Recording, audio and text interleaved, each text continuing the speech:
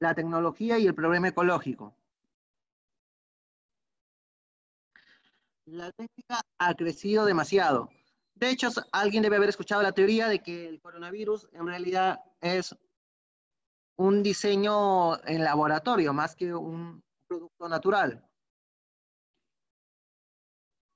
No sé si eso es verdadero o no. De hecho, yo quizás me plantearía que hasta ahora las pruebas indican que es natural, más que sea diseño en laboratorio, que no es imposible, que no es imposible. Sin embargo, la probabilidad de que pueda ser un diseño en laboratorio nos hace ver el tamaño del crecimiento de la técnica. Lo mismo se planteó en su momento sobre el virus, sobre el VIH.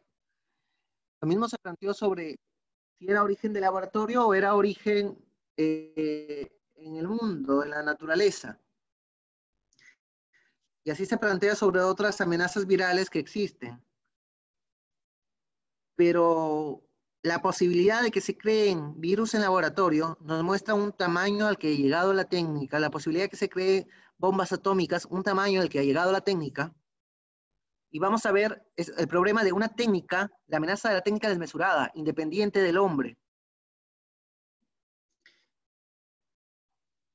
Y también vamos a ver el olvido de la naturaleza.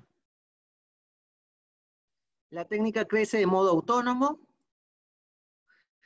y la técnica misma crea nuevos instrumentos. Ya no es el hombre el que crea los instrumentos, sino que la técnica va diseñando nuevos instrumentos.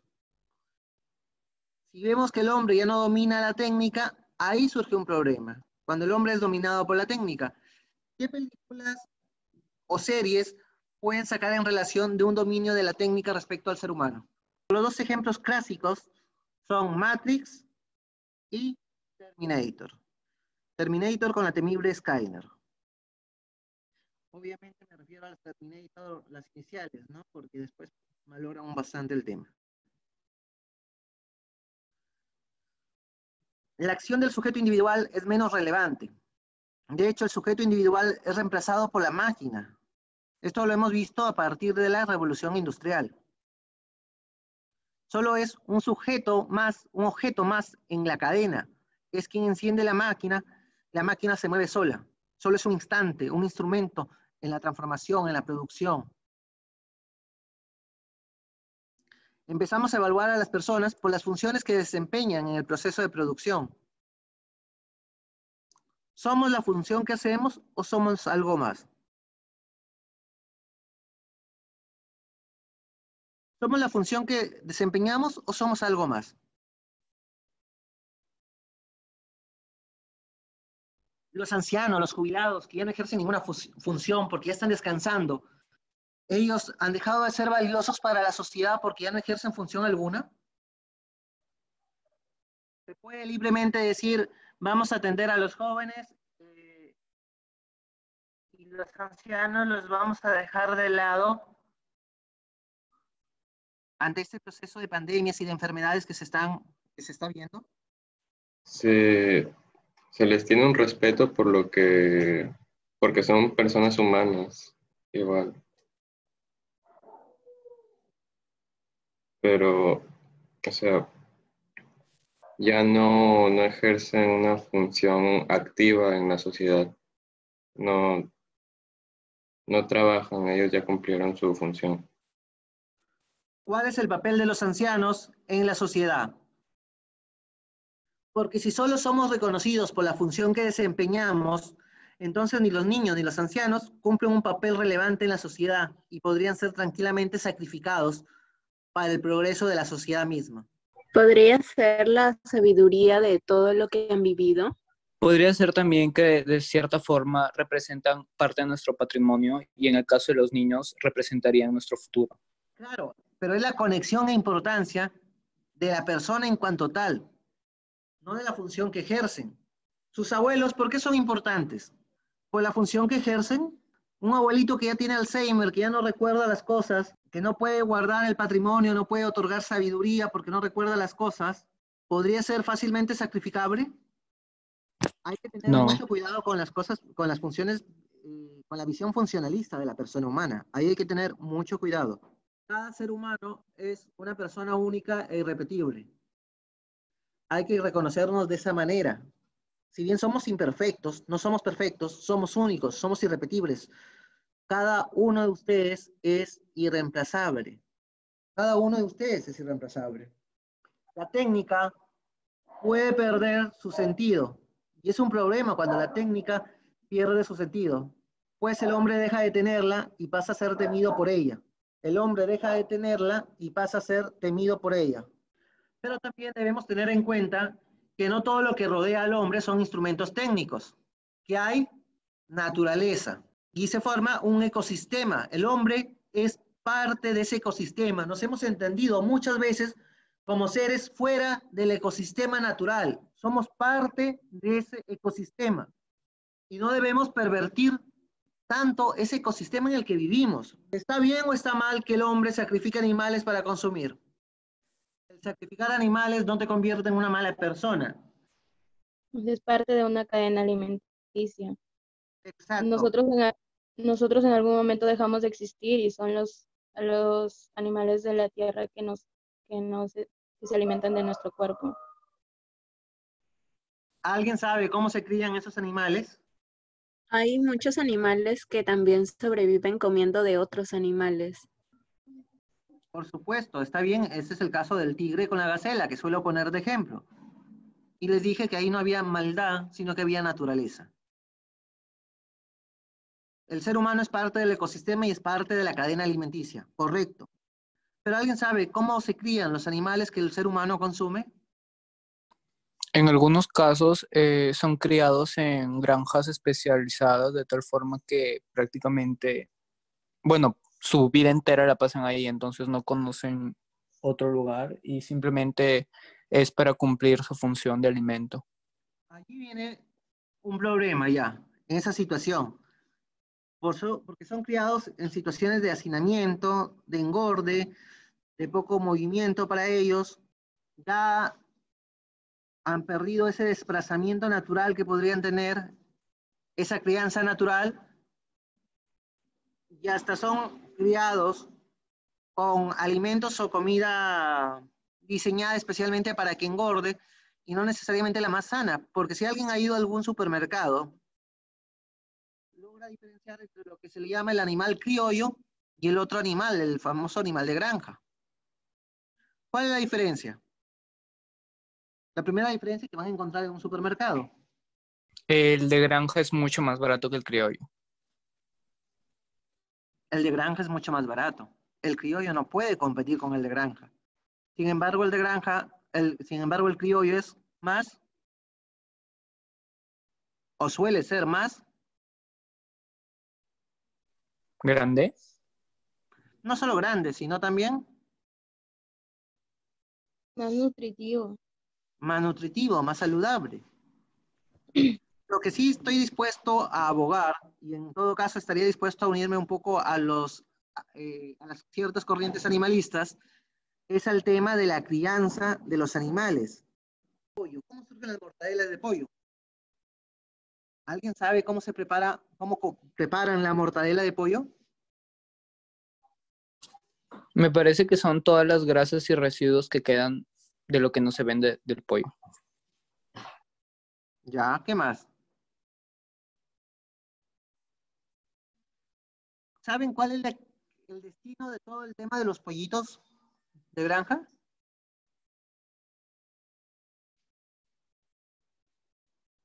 Parece que en un documental vi que los muelen enteros y vivos. Enteros y vivos. Exacto, ese es un tema, pero imaginemos que nos mienten. Luego está el tema de la crianza, cómo los trasladan enjaulados, cómo trasladan a los chanchos también enjaulados, todo.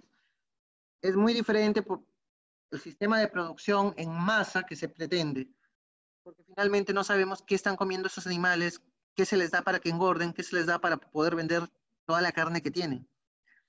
Lo que ha surgido es una mentalidad economicista. La técnica ha dado lugar a una mentalidad economicista, a un tema de ganar dinero. No está mal. Yo procuraría un poco el regreso a las granjas, pero, es decir, a las grandes granjas naturales, a los que producen criollos, si se puede decir así, no a las granjas de masa. El hombre ha considerado como un medio exclusivo a su servicio a la producción industrial, económica, a la naturaleza. No se trata de condenar a la técnica de por sí no es mala, tampoco es buena. La técnica de por sí es neutral, sino que hay que dotar a la técnica de unos fines y de una armonía. ¿Para qué surge la técnica? Para simplificar ciertas actividades. Para simplificar ciertas actividades, para ayudar al hombre. No debemos permitir que la técnica reemplace al hombre. La técnica debe ser guiada por el ser humano. La técnica no debe guiar al ser humano. Los fines tienen que ser dados por un ser humano, pero si un ser humano solamente piensa que la ciencia lo dice todo, entonces va a pensar que la ciencia le va a dar, la ciencia y la técnica le va a dar la respuesta y él no va a poderle dar fines.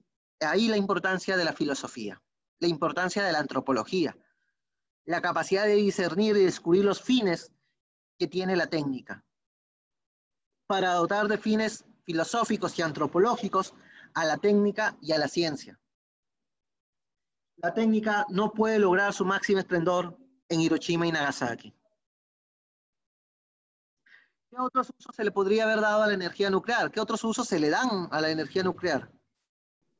También como, bueno, pues en sí sigue siendo una fuente de energía, así que también es una fuente de energía para algunas ciudades. El descubrimiento de la energía nuclear no es algo malo ni bueno en sí mismo, sino que el fin que se le da, el uso que se le da a la energía nuclear es lo que puede ser catalogado de bueno o malo, porque lo único que puede ser catalogado de bueno o malo son las acciones humanas. Solo el ser humano puede dotar de finalidad a la técnica y a la ciencia. No debemos renunciar a ello.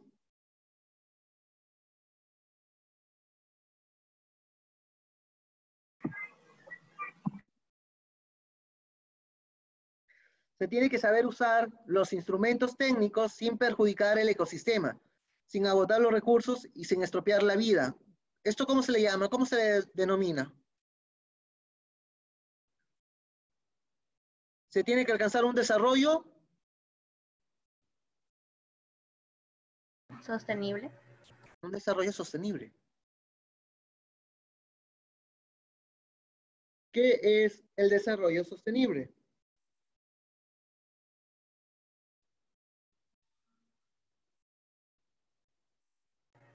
Es justamente lo que dice, no se perjudica el ecosistema y trata de agotar en la menor cantidad posible los recursos naturales. Y a este llamado desarrollo sostenible, a este cuidar el ecosistema, es lo que podemos llamar verdaderamente una actitud ecológica. La actitud ecológica no es más que una actitud benevolente ante la naturaleza. Aquí aparece un concepto que va a ser importante en todo el curso: benevolencia. ¿Qué es benevolencia? ¿Qué entienden por benevolencia? Vendría a ser como tener una buena voluntad para realizar algo, o sea, alguna persona que lo hace de buena forma, o sea, con un enfoque de bondad. Ya, otra persona, otra participación. ¿Representa también nuestra humanidad? Sí, pero ¿qué es? Clásico ejemplo. Voy caminando por el caminito feliz que extrañamos en la universidad. Sí saben cuál es el caminito feliz, ¿no? Sí, el de la Sí. primera copiadora. Claro, el que va por la ermita. Vamos por caminito feliz y encontramos un escarabajo en mitad del camino. Alternativa A. Sonrío y piso estrepitosamente a ese escarabajo. ¿Eso podría ser benevolencia? No. ¿Qué sería? Maldad. Abuso. Si vemos las formas como la persona humana se relaciona en sociedad, ese viene a ser catalogada como la forma por odio. Luego, segunda opción, paso sin darle importancia. Sin maltratarlo, sin darle mucha importancia tampoco. ¿Sería benevolencia? Tampoco vendría a ser indiferencia. Y en el mejor de los casos, respeto. El segundo modo de relacionarse en la sociedad es a través de la justicia, que no es más que respeto al camino que el otro tiene de perfeccionamiento. Por eso, cuando hablamos de dignidad, ¿qué es dignidad? ¿Qué es que alguien los trate con dignidad? Que alguien los trate con dignidad es que respeten las decisiones que ustedes hacen para su perfeccionamiento. Mejor es tratarlos con benevolencia. La benevolencia va más allá de respeto. Entonces, ¿cuáles son las tres grandes formas como el ser humano interactúa en sociedad? Odio, justicia y Benevolencia. ahora, ¿qué tendrían que hacer con el escarabajo para que haya benevolencia? Porque si bien la benevolencia está dirigida a los seres humanos, también la benevolencia está dirigida al mundo entero. De hecho, esa benevolencia dirigida al cuidado de la naturaleza es lo que llamamos actitud ecológica. ¿Cómo vendría a ser benevolente a alguien con el escarabajo? Tomándolo y poniéndolo al jardín o alguna planta. Y si había salido de ahí para cruzar al otro lado, Bueno, pues, como son seres que no hablan, es una suposición que uno puede tomar, ¿no? Porque el peligro es que lo puedan pisar. Entonces, si lo dejas ahí, ya no estarías actuando con benevolencia. ¿qué pasa si yo digo, estos chicos de ingeniería no saben escribir muy bien? De hecho, muchas de las respuestas se han equivocado porque no saben ortografía. Les voy a meter 5 cursos de redacción. ¿Sería benevolente? No, porque si de cierta forma lo está haciendo para provocarnos un bien, lo está haciendo sin nuestro consentimiento. Bueno, es que tampoco ustedes participan del consentimiento de la malla curricular. En realidad, esa no es la respuesta. Si fuera que yo los obligo a llevar por fuera de la universidad, sí, pero si fuera parte de la malla curricular, porque sus profesores dicen que no saben escribir y por lo tanto les voy a poner 5 cursos de redacción, no necesitan su autorización. Pero no es el punto de la autorización donde está. No son benevolentes, porque si bien ustedes tienen que mejorar en escribir, la depuración artística de la escritura no es el rasgo que buscan en la carrera de ingeniería. Entonces, ¿yo qué tengo que saber? Descubrir el sentido. El ingeniero no es su sentido, la redacción artística, literaria. Entonces, yo no puedo intentar ayudarlo sin descubrir su sentido. Aunque obviamente me dirán, no, pero el ejemplo del escarabajo, vamos, hay que entenderlo como tal, como un ejemplo, una metáfora. Yo tengo que entender hacia qué lado del camino se dirige el escarabajo. Solo descubriendo su sentido puedo ser verdaderamente benevolente con él. Yo digo, pero si los chicos de derecho no saben sumar, hay que ponerles 5 cursos de matemática. ¿Benevolente? No. No, no sería benevolente. No le puedo poner cursos de matemática, física y química cuando no es parte de su sentido. Para ser realmente benevolente con algo o alguien, tengo que descubrir su sentido. Imagínate, tu papá quiere ayudarte, pero tu sentido, tu vocación es ser pintor. Y él dice, no, no, pero tú vas a ser ingeniero porque yo quiero ayudarte, tú vas a ser ingeniero. ¿Tu papá está siendo benevolente? No. No lo está haciendo, por muy buenas intenciones que tenga. Por mejores, por puras que sean las intenciones, no lo está haciendo. Para ser verdaderamente benevolente, debemos descubrir el sentido de la otra persona, el sentido de la realidad. ¿Sí puedes preguntarme? Dime. En ese caso del papá, ¿qué sería? O sea, si una persona quiere ayudar a alguien y supuestamente es benevolente, pero no va en el sentido de esa persona, ¿qué sería? O sea, ¿cómo estaría viviendo si no es en benevolencia? No es odio porque no quiere destruirte.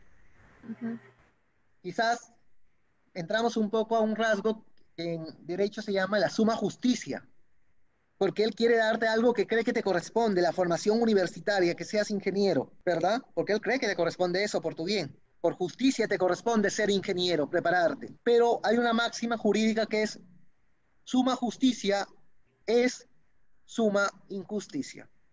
Es decir, cuando se busca la suma justicia, la justicia en su grado máximo, justicia sin tener en cuenta muchos criterios, porque queremos llegar a la justicia perfecta, muchas veces terminamos cometiendo injusticias. Sería una situación de injusticia, no una situación de odio, pero una situación de injusticia marca en el marco de la búsqueda de la suma justicia, es decir, de esa ayuda desinteresada por tu bien, pero sin comprenderte. Tampoco es un malvado el padre, hay que verlo así, no es un malvado. Muy diferente sería que te diga, no vas a hacer nada, no vas a estudiar, tampoco vas a dedicarte a lo que quieres, y encima te voy a, no sé, demandar o te voy a hacer algo para que tampoco hagas nada. Profesor, entonces la suma justicia sería un estado intermedio entre el respeto y la benevolencia. No, yo no lo diría intermedio, no sé ni dónde colocarlo si quiero ser sincero. Quizás si tengo que ponerlo intermedio, viene a ser un estado bastante equidistante de los tres lados, de los tres que he dicho, y quizás intermedio entre el odio. Yo lo pondría equidistante de los tres, a un lado, a un marco paralelo. Si lo tengo que poner intermedio, así como tal, si me obligan a hacerlo, tendría que ponerlo entre el odio y la justicia. A pesar de que sé de que realmente no hay odio ahí, de que realmente hay benevolencia. Solo que muchas veces, esa decisión potente del padre, absoluta, termina destruyendo a la persona, que es lo que finalmente busca a alguien que odia, a pesar de que el padre no está odiando.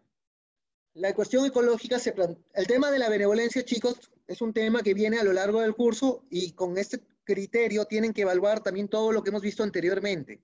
Es un tema transversal en el curso. Muy sencilla puede ser la pregunta desde qué es la actitud benevolente hasta descubrir o explicar si hay actitud benevolente en ciertas situaciones. La cuestión ecológica. La cuestión ecológica, vemos el tema científico-técnico, el tema económico, el tema legislativo y el tema político. Científico-técnico, busca soluciones no contaminantes o destructivas. De hecho, hay estudios de impacto ambiental en el tema ecológico. No sé si los conocen, si han escuchado.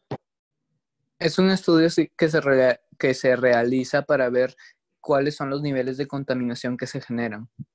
Entonces, a partir de allí puedes decidir si el proyecto es viable o no lo es. Luego está el tema económico, es decir, qué tanta ganancia hay para la industria misma y qué tan sostenible es el proyecto a lo largo. ¿Sería sostenible, por ejemplo, quizás me da mucha ganancia, pero sería sostenible que vaya y tale toda la Amazonía? No. La Amazonía peruana. Pero voy a ganar bastante. A nivel económico, con todos esos árboles, me resultan una ganancia. Sí, claro, pero a largo plazo al final la ganancia sería nula porque al talar todos los árboles nos quedaríamos sin el recurso. Claro, entonces lo que se busca es un desarrollo sostenible. Ganar, pero en desarrollo sostenible, tema económico. Un tema legislativo. Se hacen normas para prever el tipo de situaciones. De hecho, el estudio de impacto ambiental, que es un tema técnico, ¿dónde se encuentra regulado? En una norma, en una ley. Sobre cómo se tiene que desarrollar los temas alimenticios en una empresa, que es un tema científico-técnico para evitar temas de contaminación cruzada. Generar ganancias, pero sin contaminar los productos que puedan llevar a la contaminación de la población. ¿Dónde se encuentra regulado ese tema? En leyes, en normas. Hay leyes y reglamentos de inspección de empresas alimentarias. Temas políticos, porque finalmente es parte de una agenda de trabajo del Estado y también de la población, porque la población puede participar en ella, para solucionar problemas medioambientales generales. Un problema medioambiental que surgió fue Yanacocha. No sé si alguien recuerda Yanacocha. ¿Cuál es el tema en Yanacocha? El derrame de mercurio de Choropampa. Es una de las catástrofes más grandes a nivel de contaminación. Donde varios niños se intoxicaron. Sí, sí. Porque el mercurio cuando llega a la superficie ambiente, ¿qué es lo que pasa? Se transforma en como bolitas, se había impregnado en las paredes, los niños jugaban con ellos, ya lo tenían impregnado en las paredes, en los pisos. Es todo un tema de contaminación que ocurrió, Choropampa. Es uno de los principales derrames que han habido en el país. Así que hay que tenerlo en cuenta. Si nos vamos a dedicar, si se van a dedicar por esos rumbos. La tecnocracia y los valores ecológicos. Debemos olvidarnos de qué? Del capitalismo salvaje. No es caer en un tema de al agua sí, al oro no. Es lo que se dio en Cajamarca. Sino de saber cuándo se tiene que realmente hacer una explotación minera y cuándo no. Debemos abandonar actitudes individualistas. Ya les había dicho que el hombre se encuentra como separado de la naturaleza. Debemos recuperar ese ritmo natural, sentirnos en armonía con la naturaleza, sentirnos parte de la misma, no intentar explotarla hasta obtener lo máximo que podamos de ella, porque finalmente la naturaleza es nuestro propio hábitat, vivimos allí, vivimos en la tierra. No podemos explotarla hasta no dejarle nada, porque finalmente estamos destruyendo el lugar donde vivimos. Estas campañas de estás destruyendo tu propio hogar no son en balde, no son en vano, sino que realmente están diciendo una verdad. El ser humano es parte de la naturaleza. Debemos olvidarnos dos grandes problemas, la prisa y el ruido. ¿Cómo caminan en la universidad? ¿Cómo pasan en la universidad? ¿Quieren andar? Sale de un curso, van a otro curso, van a otro lugar, se conectan con amigos, van a otro lugar, los carros hacen bulla, van escuchando música con sus audífonos, van demasiado a prisa, demasiado ruido. ¿Cuántos han aprovechado y se han sentado y han contemplado el verde del campus y los animales que hay en el campus? ¿Cuánto lo han hecho? Vivimos un mundo demasiado acelerado, demasiado veloz. Debemos aprender a hacer pausas. Un mundo que hace demasiado ruido. Los ruidos no son el sonido. El sonido y el silencio son propios de la naturaleza, pero el ruido es toda creación artificial introducida por el hombre. El hombre se ha visto a sí mismo como un ser separado y extraño al mundo natural. Pero nosotros también habitamos la naturaleza. Somos parte de ella, aunque de una manera peculiar. ¿Qué actitud debemos tener ante la naturaleza? La benevolencia. Y no solo con la naturaleza, sino también con los demás seres vivos. ¿Qué es benevolencia? Es prestar asentimiento a lo real, decirle a la naturaleza, decirle a lo vivo, a la otra persona, sé tú misma, perfecciónate.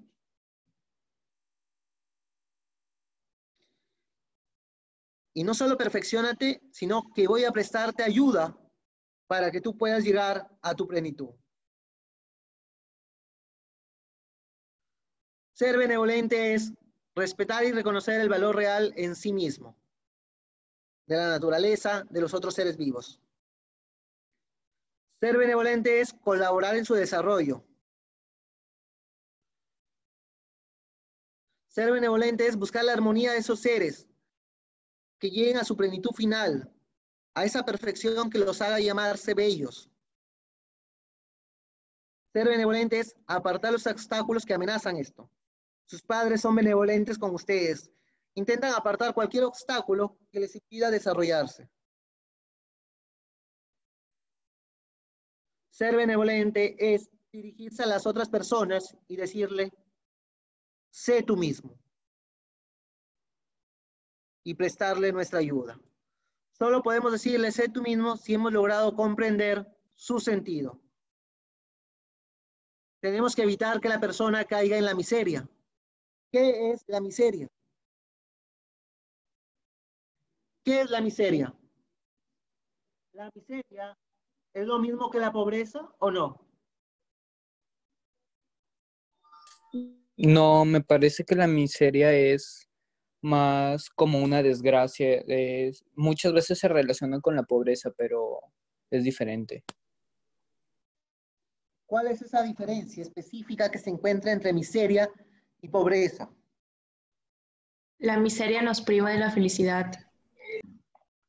¿Un pobre puede ser feliz? Sí, ¿Los ricos también lloran? sí, también. ¿Qué significa esto? Que de hecho hay una novela, creo que se llama así. Los ricos, ¿todos los ricos son felices?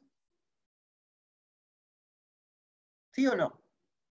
No, No. Entonces, ¿dónde está la felicidad? Si todos los ricos no son felices, la felicidad no se encuentra necesariamente en el dinero. Pero si el pobre, que tiene necesidades, pero que tiene un sempiterno equilibrio, puede ser feliz, significa que el dinero tampoco es tan importante. Sin embargo, vemos que el miserable que no tiene dinero jamás va a llegar a ser feliz. Entonces vemos que el dinero tampoco es que esté de balde, es decir, tampoco es que simplemente no se necesite y no forme parte de la búsqueda de la felicidad. El dinero juega un papel en la búsqueda de la felicidad, pero no es un papel primordial. Es un papel de carácter básico. El dinero y los bienes materiales permiten a las personas abandonar la o nunca ser miserables. Abandonar la miseria o nunca ser miserables. Ahora que tengo cierto grado de bienestar, ¿quién tiene cierto grado de bienestar? El pobre y el rico. Ambos tienen cierto grado de bienestar. Obviamente el rico tiene más grado de bienestar. Puedo dedicarme a buscar bienes que no son materiales, sino de grado espiritual. Cuando les dije espiritual, ya saben que estoy hablando no del espíritu tipo alma religioso, sino espíritu en lo que se refiere a la razón humana. Cuando busco bienes de carácter espiritual, estoy alcanzando la felicidad. El pobre los encuentra de manera más escasa, de manera diferente, sí, pero los encuentra. Quiere que su hijo juegue ajedrez, le compra un tablero de 12 soles y le enseña una revista de 1 solo, 2 soles de cómo se juega ajedrez. Mientras que un rico puede comprarle un tablero de 900 soles y contratar a un maestro especializado para que entrene a su hijo. Pero ambos aprenden a jugar ajedrez. Uno aprenderá quizás mejor que el otro. Aquí ya depende de muchos factores en realidad. Pero ambos están buscando esos bienes de carácter espiritual.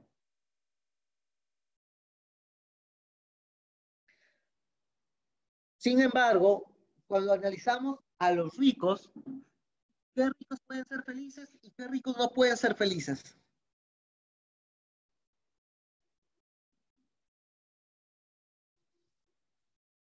¿Qué tipo de riqueza hay?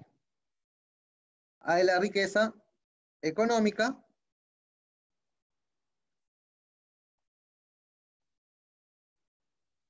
y la riqueza crematística. Riqueza económica y riqueza crematística. ¿Cuál es la diferencia entre ambas? ¿Cuál es la función de la economía? Alcanzar el bienestar. Alcanzar el bienestar. Porque la economía puede ser economía en el ámbito del hogar, por ejemplo. Economía en el ámbito de la propia persona. Economía en el ámbito del país. La economía es alcanzar el bienestar. Solo alcanzando el bienestar podemos buscar la felicidad. El bienestar es un paso previo para la felicidad. El bienestar es un paso previo para la felicidad. Ya les dije, el dinero no da la felicidad, pero contribuye. ¿De qué manera? Asegurando el bienestar. Entonces, el rico económico es aquel que sabe el papel del dinero. Es aquel que sabe que la riqueza está para asegurarse ¿qué cosa? Su bienestar. Su bienestar. Y una vez que asegura su bienestar, empieza a buscar bienes de qué tipo.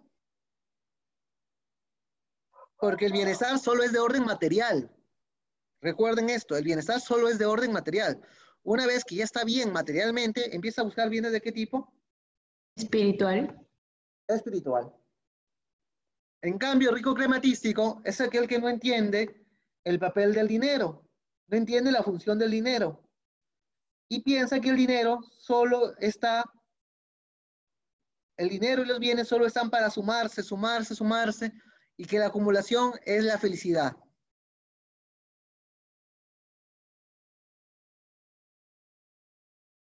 Entonces, ese rico crematístico, ¿qué va a pasar con el rico crematístico? Él piensa que va a ser feliz cuando más ceros obtenga en el lado derecho en su cuenta bancaria, cuando más bienes tenga, cuando más cosas posea. El rico crematístico cae en un tema denominado consumismo o acumulación también. Acumulación compleja del dinero para no gastarlo o consumismo porque quiere tener cosas, ya que tiene un vacío que no puede llenar. Kant nos dice, obra de tal modo que no consideres nada en el mundo meramente como un medio, sino siempre al mismo tiempo como un fin. ¿Por qué dice parafraseando? Porque en realidad Kant dice, el ser humano es un fin, no es un medio. No utilicen a la persona humana, no la utilicen, sino que tienes que reconocerla benevolentemente, con tu benevolencia tienes que reconocerla y actuar como un fin, es decir, respetar y ayudar a que la persona se perfeccione, no ir contra ese perfeccionamiento. Solo hay ecologismo auténtico cuando se conserva esa actitud benevolente. No es ecologismo, es salvajismo cuando en una corrida de toros, un toro mata a un torero y todo el mundo festeja al toro. Ese no es ecologismo, ese es salvajismo. ¿Por qué? Por ejemplo, en España hace unos años un toro en una corrida de toros mató a un torero. La gente celebró y dijo bien que el toro haya matado al torero. Es salvajismo porque estás celebrando la muerte de otra persona, de una persona que realmente es importante. Claro, el salvajismo se encuentra no en el toro que se defendió instintivamente y naturalmente. El salvajismo se encuentra en los seres humanos que festejan la muerte de otro ser humano. El salvajismo se encuentra en la prevalencia del toro respecto al ser humano. Es decir, es lamentable, prefiero 1000 veces que maten 1000 toros a que muera un solo ser humano. Prefiero que se extinga una especie a que muera un ser humano. Ese es el valor del ser humano, de su irrepetibilidad. Si tú no te consideras suficientemente importante, qué pena, pero yo tengo que decirte que en realidad eres irrepetible. Así como eres, con tus aciertos, con tus fracasos, con tus errores, con tus perfecciones, eres irrepetible. Sería fácil que sus papás lleguen y los cambien a otro lugar por otros hijos, porque no sé, algo no les gusta de ustedes. O que si se mueren puedan encontrar un hijo igualito a ustedes y lo reemplacen simplemente. O que si sus padres fallecen, ustedes puedan decir, bueno, puedo tratar a otra persona como mi padre porque, bueno, todas las personas son reemplazables. No, no se puede, porque somos seres únicos e irrepetibles. Para bien o para mal, cada uno es irrepetible. Solo depende de ustedes si es para bien o para mal. ¿Para qué quieren ser irrepetibles? Su factor creación, ¿hacia dónde va? Si están aprovechando y realmente quieren vivir o están simplemente cesando lentamente. Nunca van a llegar a morir porque solo cesarán. Quienes cesan son los animales y quienes mueren son los seres humanos. Pero a veces hay seres humanos que se comportan como animales y no mueren, sino que solo cesan. No dejan nada en el mundo. No generan novedad alguna. Desaprovechan esa irrepetibilidad, ese factor de creación. La benevolencia es la actitud más digna del ser humano. ¿Cuál es la diferencia entre ser humano y persona humana? Decirle persona humana al ser humano no es agregarle nada nuevo, sino reconocer la dignidad que el ser humano posee. Es decir, cuando decimos persona humana, estamos haciendo un reconocimiento de la dignidad. Ser benevolente es respetar el derecho. Porque el derecho está para darle a la persona aquello que le corresponde. Recuerden, darle a alguien aquello que le corresponde es tratarlo con justicia. La justicia era la actitud intermedia. ¿La actitud intermedia entre qué? Entre el odio y la benevolencia. Entre el odio y la benevolencia. Si queremos ver un aspecto religioso en este tema, un aspecto religioso encontrado en la ecología, vemos un mandato en el Génesis.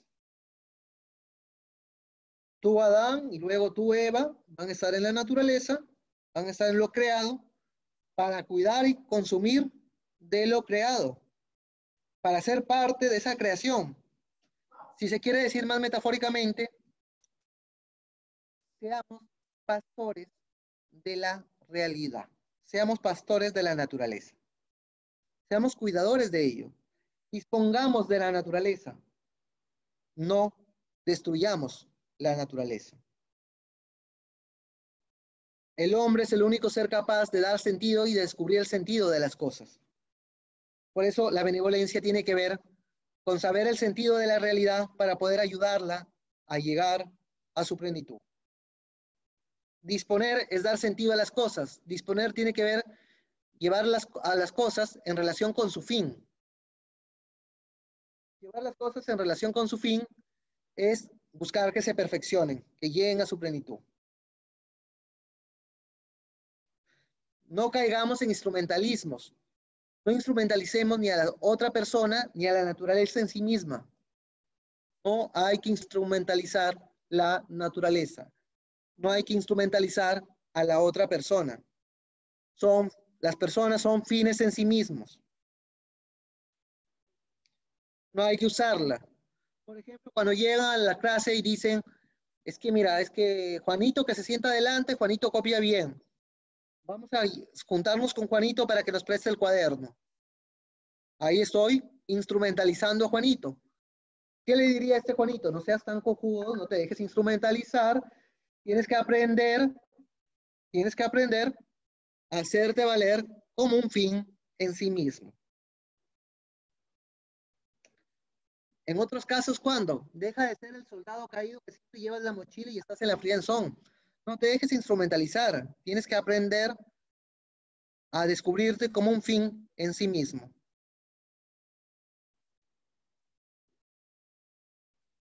El instrumentalismo consiste en olvidar el fin de las cosas y usarlas entonces mal. Usarlas fuera de su fin. El instrumentalismo convierte los fines en medios, las personas en medios, y los medios en fines. El dinero, que es un medio, lo convierte en su fin, por ejemplo. Hay que saber distinguir los medios, los fines y la proporción que hay. No le podemos pedir a una semilla de manzano que nos dé un peral, pero tampoco le podemos pedir a una semilla de manzano que nos dé 100 manzanos. Hay que saber descubrir los fines y los medios. Hay que saber que esta semilla de manzano, no instantáneamente, sino en un tiempo determinado, me va a dar un manzano. Hay que saber esperar a germinar.